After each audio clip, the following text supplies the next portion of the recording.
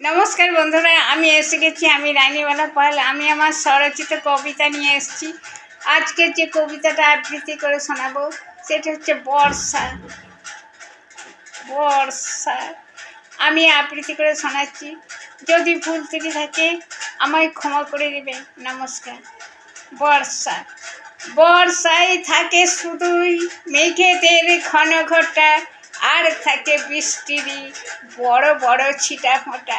রাশি রাশি কালো মেঘ গুঁড়ো গুঁড়ো গর্জায়, সাথে সাথে বিদ্যুতের চমকানি দেখা যায়।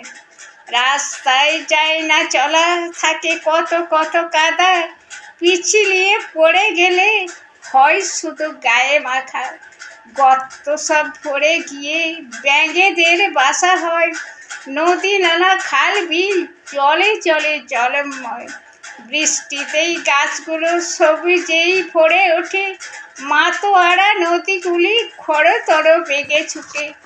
স্কুল ছুটি হয় সবে, রেনিরত ঘোষণা, ব্যাগ বই রেনকোটে সজা বাড়ি রওনা। মার হাতে খিচুড়ি আর ডিম বড়া ভরসা, ঝম ঝম ঝম ঝম বৃষ্টি, এর নাম বর্ষা। নমস্কার বন্ধুরা, আজকে এই পর্যন্ত, আবার আগামীকাল।